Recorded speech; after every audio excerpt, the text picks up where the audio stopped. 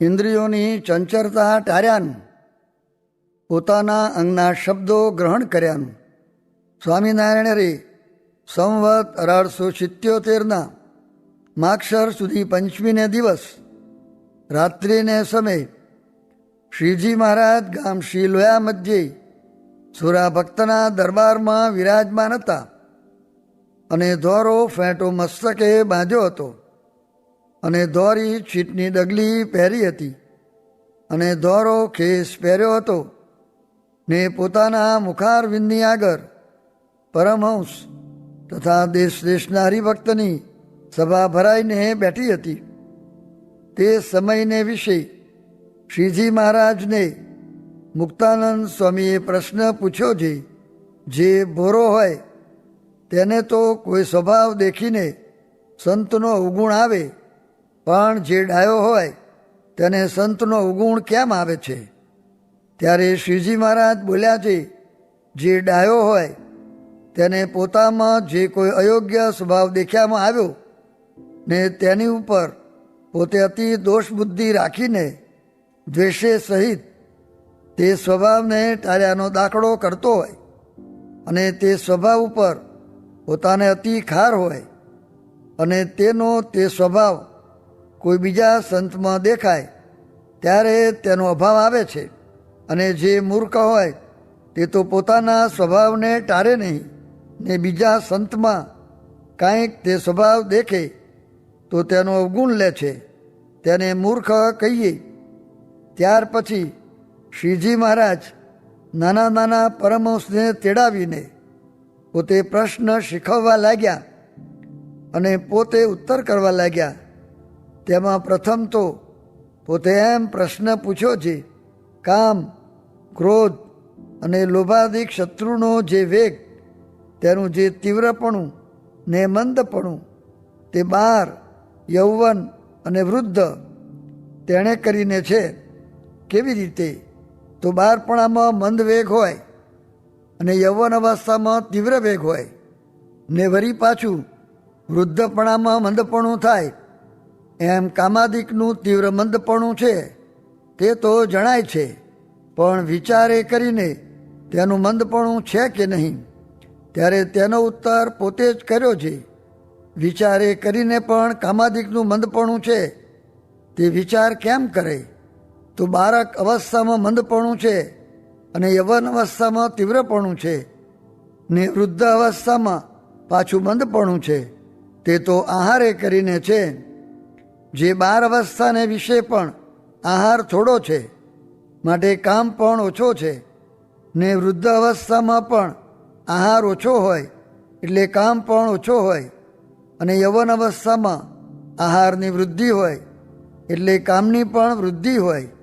તે માટે જો યૌવન અવસ્થામાં આહાર ઓછો કરે અને દેહે કરીને શીત, ઉષ્ણ, વરસાદ, ભૂખ તેનું જાણી જાણીને સહન કરે એવો જે વિચાર રાખે અને મોટા સાધુનો સમાગમ રાખે તો તેને યવન અવસ્થામાં પણ કામ મન પડી જાય. અને વળી શ્રીજી મહારાજે પ્રશ્ન પૂછ્યો છે, જીવને નાના પ્રકારના વ્યસન પડે છે. કોઈકને ભાંગનું, અફીણનું, દારૂનું, ગાંજાનું ઇત્યાદિક અનેક પ્રકારના પડે છે. તે વ્યસન ક્રિયમાણ છે કે પ્રારબ્ધે કરીને છે? ત્યારે તેનો ઉત્તર પણ પોતે જ કર્યો છે. એ વ્યસન તો કર્યા થાય છે પણ પ્રારબ્ધે કરીને નથી. માટે જો એ વ્યસનને ટાળ્યાનો શ્રદ્ધા સહિત આગ્રહ કરે ને શૂરવીરપણું હોય તો તે ટરી જાય, પણ શ્રદ્ધા ન હોય ને ફોશી હોય તેથી એ સ્વભાવ ટરે નહીં. પછી વળી શ્રીજી મહારાજે પ્રશ્ન પૂછ્યો છે, કેટલાક બાળકને તો વૃદ્ધના સરખી પ્રકૃતિ હોય છે અને કેટલાકને તો અતિ ચંચળ પ્રકૃતિ હોય છે. તે સંગે કરીને થાય છે કે એના જીવમાં જ એવી પ્રકૃતિ રહી છે? ત્યારે તેનો ઉત્તર પણ પોતે જ કર્યો છે. બહુધા તો સંગે કરીને સારી નરસી પ્રકૃતિ થાય છે અને કેટલાકને પૂર્વ કર્મ અનુસારે પણ થાય છે. પછી કપિલેશ્વરાનંદ સ્વામીએ પૂછ્યું છે હે મહારાજ, પૂર્વનો સ્વભાવ હોય તે કેમ જાણવો ને હમણાંનો સ્વભાવ હોય તે કેમ જાણવો? ત્યારે શ્રીજી મહારાજે તેનો ઉત્તર કર્યો છે, જે સ્વભાવ હમણાંનો હોય તે તો જુરડા સંતને સંગે રહીને થોડોક તેને ટાળ્યાનો ઉપાય કરે તો ટરી જાય. જેમ વંડી ઉપર તૃણ ઉગ્યા હોય તે 5 દાડા મેઘ ન વરસે તો સુકાઈ જાય, તેમ હમણાંનો જે સ્વભાવ તે તો થોડાક દિવસમાં ટરી જાય છે. અને જે પૂર્વનો સ્વભાવ હોય તેને ટાળ્યાનો તો અતિ દાખલો કરે ત્યારે માંડ માંડ ટરે. જેમ ધરતીમાં ધરોનો છોડ હોય અથવા બોરડીના ઝાડ હોય તેને તો ખેડૂત અગ્નિ લગાડીને બારે તો પણ પાછો ફૂટી આવે, ને જો કોદારી લઈને મૂળમાંથી ખોદી નાખે તો જાય. તેમ જે પૂર્વનો સ્વભાવ હોય તેને રૂડા સંતના સમાગમમાં રહીને અતિ પ્રયાસે કરીને ટારે તો માંડ માંડ ટરે. અને ત્યાર પછી વળી શ્રીજી મહારાજે પ્રશ્ન પૂછ્યો છે, જેની ઇન્દ્રિયો ચંચળ હોય તે ચંચળતાને ટાળ્યાના પૃથક પૃથક કયા ઉપાય છે? ત્યારે તેનો ઉત્તર પણ પોતે જ કર્યો છે.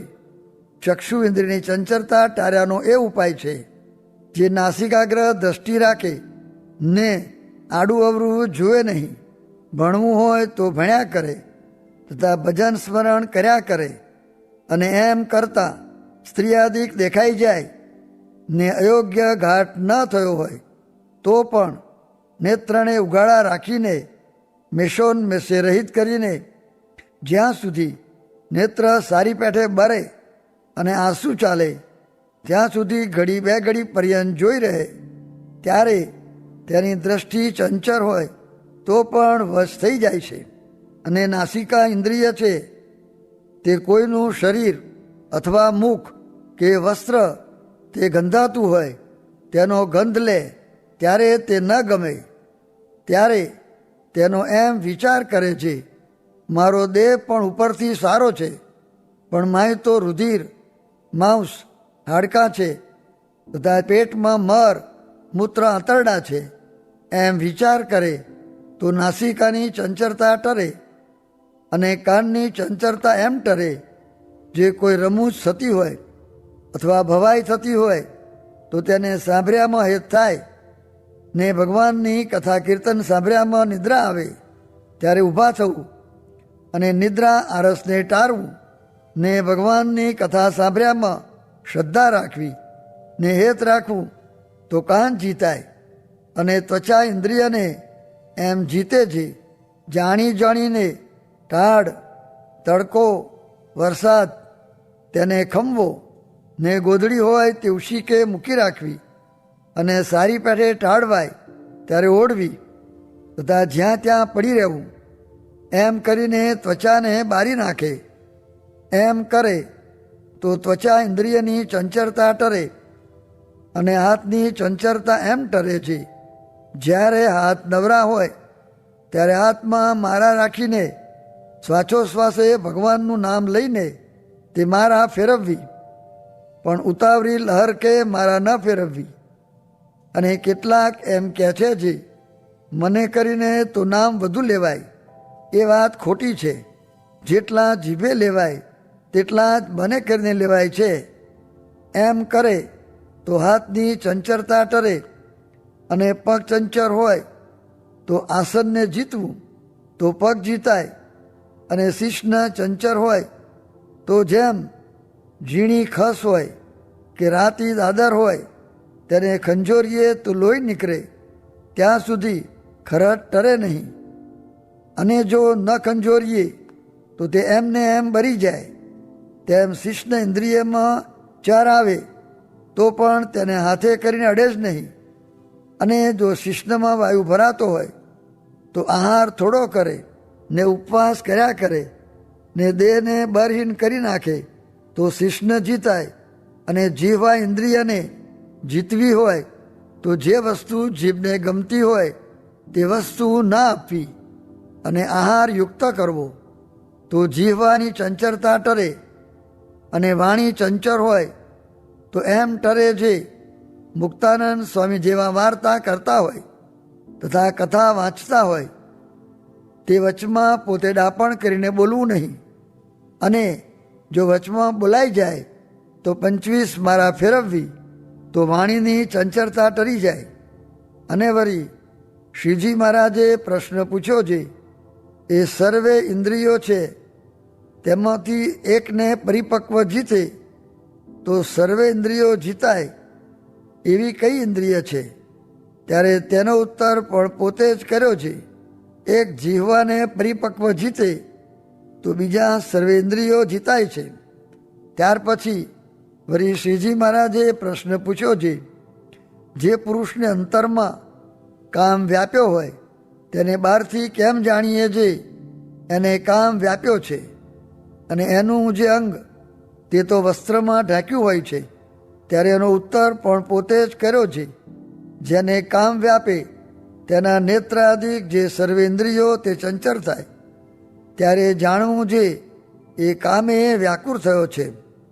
અને વળી શ્રીજી મહારાજે પ્રશ્ન પૂછ્યો છે, જેનો ચંચળ સ્વભાવ હોય તેને શાંત થવું, અને જેનો શાંત સ્વભાવ હોય તેને ચંચળ થવું તે કયા વિચારે કરીને થાય છે? ત્યારે તેનો ઉત્તર પણ પોતે જ કર્યો છે, જે ચંચળ હોય તે એમ વિચારે છે, હું આત્મા છું, બ્રહ્મ છું, અલિંગ છું અને આકાશની પેઠે સ્થિર છું. એવે વિચારે કરીને ઉપશમ અવસ્થાને પામે તો ચંચળ હોય તે શાંત થાય, અને જે શાંતને ચંચળ થવું હોય તેને તો ભગવાન ને ભગવાનના ભક્તનું મહાત્મ્ય જાણવું, ને મહાત્મા જાણે ત્યારે ભગવાનની 9 પ્રકારે ભક્તિ કરે તથા ભગવાનના ભક્તની સેવા ચાકરી કરે, તેણે કરીને એનો ચંચળ સ્વભાવ થાય છે. અને વળી શ્રીજી મહારાજે પ્રશ્ન પૂછ્યો છે, શ્રીમદ ભાગવતાદિક જે 8 સત્શાસ્ત્ર તેમાંથી કોઈ ત્યાગ કરવા યોગ્ય છે કે સર્વે ગ્રહણ કરવા યોગ્ય છે? ત્યારે તેનો ઉત્તર પણ પોતે જ કર્યો છે, એ સર્વે ગ્રંથમાં પણ અનેક પ્રકારના પ્રકરણ છે, તે સર્વે પ્રકરણે કરીને ભગવાનને પામ્યા જે ભક્ત તેમના અંગ કયા છે, માટે એ સર્વે ગ્રહણ કર્યા યોગ્ય છે. પણ સર્વે પ્રકરણમાંથી જે પ્રકરણ પોતાના અંગમાં મળતું આવતું હોય તેને ગ્રહણ કરવું ને બીજાનો ત્યાગ કરવો, અને એમ જાણવું જે એ છે તો સાચું, પણ એ બીજા ભક્તને અર્થે છે, પણ મારે અર્થે નથી. અને વળી શ્રીજી મહારાજે પ્રશ્ન પૂછ્યો છે, આ તમે સર્વે નાના છોકરા બેઠા છો, તેમાંથી કોઈકને તો આ સર્વે સંત પ્રમાણ કરે છે અને કોઈકને તો નથી કરતા, અને સર્વેની અવસ્થા સરખી છે ને સંગ પણ એક સરખો છે, અને ભોજન, વસ્ત્ર, ઉપાસના, શાસ્ત્ર, ઉપદેશ, મંત્ર તે સર્વેને એક સરખા છે. તો પણ જે ન્યૂનાધિકપણું રહી ગયું તેનું શું કારણ છે? અને જે સંત છે તે તો સમદ્રષ્ટિવાળા છે ને નિરપક્ષ છે ને ધર્મવાળા છે, તે તો જે જેવો હોય તેને તેમ કહે, માટે એનો ઉત્તર કહો. પછી પોતે જ એનો ઉત્તર કર્યો છે, જેના સંત વખાણ કરે છે તેને જ શ્રદ્ધા છે, માટે ધર્મ પાર્યાને વિશે તેનો વધારો છે, ને તેને સંતની સેવા કરવાને વિશે તથા ભગવાનની વાત સાંભળવાને વિશે પણ શ્રદ્ધા છે, ને સંતનો વિશ્વાસ છે, માટે એ વધી ગયો. અને જે આવા સમાગમમાં રહ્યો તકો વધ્યો નહીં તે શ્રદ્ધા રહિત છે એમ જાણવું. ઇતિ વચનામૃતમ, એવી રીતે લોયા પ્રકરણનું 8મું વચનામૃત જે તે થયું. આપણે તપાસ કરવો છે, 1000 રૂપિયા મળે તેનું શું ફળ છે, ને લાખ રૂપિયા મળે તેનું શું ફળ છે, ને કરોડ રૂપિયા મળે તેનું શું ફળ છે? કેમ જે રોટલાથી તો વધારે ખવાતું નથી, માટે તેનો તપાસ કરવો ને પાછા વળવા શીખવું. સ્વામિનારાયણ હરે. સ્વામીએ વાત કરી છે, મહારાજ ગમે એટલી પ્રવૃત્તિ કરાવતા તો પણ એક પડખે પુસ્તક નિરંતર રાખતા ને હરે હરે કરતા તે આપણને શીખવતા. અને મહારાજે કહ્યું હતું જે કેટલાક મોટા મોટાને તો પ્રવૃત્તિમાં ન ભળવું, કેમ જે પૂર્વે ઋષિ પ્રવૃત્તિમાં ભળ્યા તે આહ્નિક ભૂલી ગયા હતા, પછી વળી કોઈક વૃદ્ધ પાસેથી શીખ્યા ને તે પછી શાસ્ત્ર કર્યા. સ્વામિનારાયણ હરે સ્વામીએ વાત કરી જે વ્યવહાર માર્ગ તો કાંઈ કઠણ જ નથી, એ તો સૌને આવડે, પણ જ્ઞાન માર્ગ સમજવો ને એ માર્ગે ચાલવું એ જ કઠણ છે ને કરવાનું પણ એ જ છે. સ્વામિનારાયણ હરે સ્વામીએ વાત કરી જે ઉત્તમ તો શાસ્ત્રમાંથી સમજી લે ને મધ્યમ તો સાધુ થકી વાતે કરીને સમજે ને કનિષ્ઠ તો કાળે કરીને સમજે અને મુક્ત મુમુક્ષુ ને વિષયી એ ત્રણને ક્રિયા વિશે ભેદ છે ને કોઈ ક્રિયા કરવામાં પોતાને મૂંઝવણ થાય તો કહેવું છે મને કાંઈ બીજું બતાવો પણ મૂંઝાવું નહીં. સ્વામિનારાયણ હરે સ્વામીએ વાત કરી જે મહારાજ બેઠા બેઠા વાત કરતા હોય ને કેટલાક સૂઈ રહેતા, તેના પશ્ચાતાપ સારું તો જે જાગતા હોય તેને મહારાજ કેટલીક વાર મળતા, એમ શ્રદ્ધાવાળાને સુખ આપતા. સ્વામિનારાયણ હરે સ્વામીએ વાત કરી જે એક હરિજન સંસાર મૂકીને આવ્યા, તેને બોલાવીને વાત કરી જે એક કઠિયારો હતો તે લાકડાના ભારા લાવીને વેચતો. પછી એક દિવસ હેમગોપાળની ઝાડીમાંથી બાવના ચંદનનું લાકડું આવી ગયું, તેને ખબર વિના ચૂલામાં સળગાવ્યું ને તેની સુગંધ કોઈક શાહુકારને આવી. પછી તે શાહુકારે પૂછ્યું જે આ ગામમાં બાવના ચંદન બાળે એવો ધનાઢ્ય કોણ છે? પછી સર્વેએ કહ્યું જે આ ગામમાં તો કઠિયારા રહે છે. પછી શાહુકારે ત્યાં જઈને બાળતા થોડુંક રહ્યું હતું તે લાવીને વિષ્ણુ ભગવાનને ચડાવ્યું. એણે જ્યારે દેહ મૂક્યો ત્યારે વિષ્ણુના લોકમાં ગયો, એ તો દ્રષ્ટાંત છે અને એનું સિદ્ધાંત તો એ છે જે હેમગોપાલને ઠેકાણે તો આ ભરતખંડ છે ને બાવના ચંદનને ઠેકાણે તો મનુષ્ય દેહ છે. તે ખબર વિનાનું સ્ત્રી, દ્રવ્ય, દીકરા, દીકરી, લોક, ભોગ ને દેહ તેની વિશે બાળી દે છે, તેમાં આપણે બાળવું નહીં. આપણે તો અર્થમ સાધયામી વા દેહમ પાતયામી એમ જ કરવું. એમ કહીને બોલ્યા જે કોટી જન્મ લગી રગડ હમારી વરુ શંભુ કે રહું કુંવારી. એટલી વાત કરીને ઉઠ્યા. સ્વામિનારાયણ હરે સ્વામીએ વાત કરી જે બોટાદ મધ્યે હરિશંકરભાઈને વાત કરી જે કરકા ઉપર બે જનાવર બેઠા હતા, તે મધ્યથી એક થોડુંક દોષ ધ્યાન થવાથી ઉડી ગયું ને એક બેસી રહ્યું. તેને જ્ઞાન થયાથી તથા પોતાની જોડે જનાવર હતું તેના ગુણ લીધાથી ને પોતાના દોષ સમજાણાથી મોક્ષ થયો ને ઉડી ગયેલા જનાવરને કરકામાં ગુણ ધ્યાન રહ્યાથી જન્મ લેવા પડ્યા.